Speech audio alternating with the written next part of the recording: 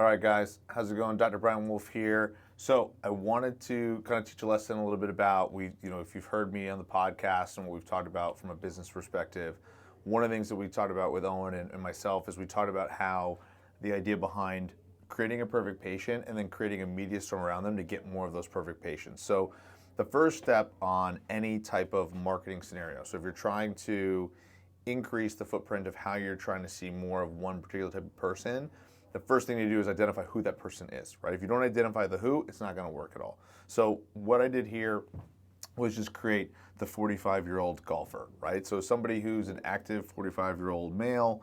It's important to do male, female. I'll explain why. It's good to figure out what the age bracket is it a male or female, what type of activities do they like to do, and do they have kids? Do they not have kids? What's their job? What's the income ratio? The more specific, the better. One of the ways that I really like doing this is look for somebody that you've treated in the past that you absolutely love treating. So, for me, if it's a college lacrosse player, or if somebody's like a mom of 3 kids who's a stay-at-home mom, I know somebody who was like they loved to work with patients who had amputations, so they had prosthetics and stuff like that. Those are different things. And think of a past patient that you're like, I loved working with this person, and just put them here. Like you can write their name. I love that. So like I love naming that person. So you can do that. So here's our perfect patient for in this. Let's call this person Bob, just because Bob's a nice generic name. So Bob is the 45-year-old golfer. As a matter of fact, for the 45-year-old male golfer, let's put Bob here. Nice and big so you can see it. So what are we going to do with Bob? So Bob likes golf, and he's 45. So the idea behind where we are going to invest all of our marketing dollars, where we're going to invest all of our attention outside of treating more Bobs, is going to be how to get Bobs. And so how we're going to do this is by creating this perfect patient. The storm we're going to create is all of our social media posts are going to be stuff that Bob likes to see. Okay, so here and by the way, they're also going to be on platforms that Bob looks at. Bob's 45 years old. He's not going to be on TikTok. So don't be making TikTok videos for Bob. What you're going to do is you're going to do stuff with Instagram, Facebook. You're going to do maybe print media. Those are things you're going to do. In fact, that's another arm. So print media. Bob still might read print media. So here's something when you're thinking about. So I have an agency around here that loves to do calendars. So they do calendars. That's going to be more your geriatric population. Bob's probably not reading that calendar, but maybe Bob does have a calendar for all we know. So something to think about when you're debating. The whole concept, again, if you're noticing the trend, this is why we have to figure out who this person is, because all of our decisions are revolving around that. And again, one of my other little tidbits that I would say is my perfect patient, Josh, I have literally talked to him about some of these ideas. I'm like, would you want this calendar? And he's like, I don't want this calendar. Guess what? I'm not investing in the calendar. So it's kind of nice if you can create somebody that you already know and have a good relationship with and want more of them, because then you can start to actually bounce questions off them, which is kind of cool. So we're also going to go, in this particular case, since it's golfers, I think of physical locations. So think about the physical locations that Bob is going to go to, right? Physical is going to be golf courses. Okay, it's going to be, one of the things we didn't talk about that's more specific to Bob is what does Bob do other than golf, right? That being said, so any places, so Bob's hobbies, so we're going to know what his hobbies are, right? So we're going to know what his hobbies are. And again, why it's more specific is important. If we're going to keep the golf trend, golf stores, private pros. So for this, like, we're going to connect with pros who work with guys like Bob to get their swings better. Gyms, certain gyms. So trainers that are working with guys like Bob. This is another piece that we're going to do here. So this is super important. This already can give you a bunch of leads, okay, right in that way. We're going to talk about community events.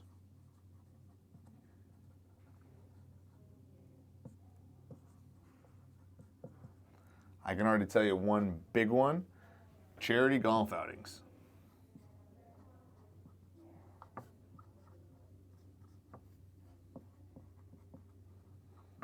So if we're having an opportunity to sponsor an event or go more. My favorite thing is not even sponsoring the event, it's playing in the event, because you're playing with Bob. Bob is the guy who's going to go and he's going to play in these events and take the day off of work, or try and figure out a day to play hooky on the weekend, whatever. Try and get away from his family to go play golf. That's what he's going to do in his off time. So if you want to go work with guys like Bob, you got to go to these events. So for me, I'm springing the $500, basically the ticket to go and play the 18 that I'm around with Bob. So community events might also include, injury prevention, golf-related stuff. So like health and wellness fairs, more so on the wellness side.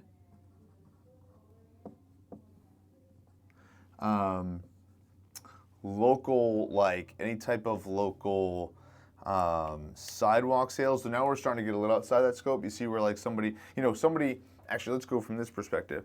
Something that we're going to do from a community event would be workplace community events. So something that happens by me is that there's different companies will sponsor an event, and so they'll invite people and want you to pay to go there. So it could be some form of workplace, because Bob has a job. If he's playing golf and he's 45, he has a job. So workplace events.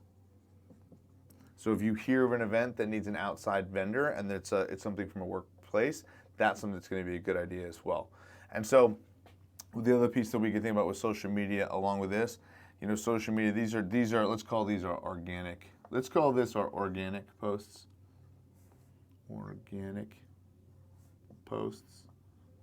So this is what we're doing, what we're posting on, but also from a social media perspective. So a little bit extra social media is going to be groups. So we're going to do Facebook groups. And now I'm going to do this for Owen because Owen lives in Arizona. But with Owen in Arizona, anything that's involved Facebook groups in Arizona is going to be something you want to do. So if there's some sort of golf connection of some kind, like a community of golfers in Arizona that connect in some capacity, you want to be involved in that group. You want to be involved with them and talking to them in any way possible. And again, some of it might be just as organic as joining and playing golf with these people. And it comes up in natural conversation that you're a physical therapist. As you become friends with those people, these are people that are going to want to continue to come and work with you.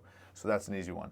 And then the last part that I would say, there's other pieces that we can chat about, and if you have questions with the group, just ask and we can go through them. One of the other parts of this is from a social media is paid advertising. So paid ads would be piece, and again, all of them are going to have golf-related print, golf-related print, golf-related copy, golf-related pictures. Everything's going to have all that stuff. And so this is going to be where this is going to hit Google, right? This is going to be Instagram. This is going to be Facebook. And all this are going to be stuff around golf. So just as a recap, you can see the storm you can create. And we haven't even really, again, with the print media stuff, going back to newspapers, there's mailers here. And like I talked about the calendars, there's all sorts of services. So when you think about marketing, as a solopreneur, anybody who's doing, again, this is somebody, if you're in the fitness space, if you're in the healthcare space, whatever that physical space you're in, the first step, creating your avatar, creating the person that you want to market to, and then creating the storm around them. The best way to think about it is, what does he like to read, right? So you're going to create posts around that. Where does he like to hang out? Who is in conjunction with Bob? So we didn't even talk about Bob's kids. If Bob has kids, what are we going to do to look at Bob's kids in this scenario here as well, and talk with them, right? Are we going to advertise print media at their local karate studio? Are we going to do something here where we're going to connect with those people, right? And create some form of referral network. We didn't even talk about that. We talk about community events. So again, this is literally how you do it. Is how does it connect with Bob's? Is networking events. That kind of goes back into these workplace events, right? But networking events, you're going to try and network with people like Bob and go find them. So make sure, if you haven't already, this is the first step for anybody who's starting their own business. Figure out where, and this would be a great, if you're somebody who's looking for golfers, this would be exactly the type of thing you want to read. This alone will make you thousands of dollars just trying to go find the right people, because now you have a direction of where you want to go with your marketing and where you want to dump your marketing dollars and your marketing effort, more importantly. Because if I'm going to spend hours a week in networking, I want to make sure that I'm linking myself to Bob's, right? If I'm going to go physically to places and sacrifice time that I could be treating patients, I want to make sure that I'm going to right places like golf courses or golf stores or talking with golf pros that are going to help me, right? Going to gyms and connecting with those people. Community events, going to charity golf outings, like that's going to be okay. Particularly when you're first starting out, you might be a little financially strapped.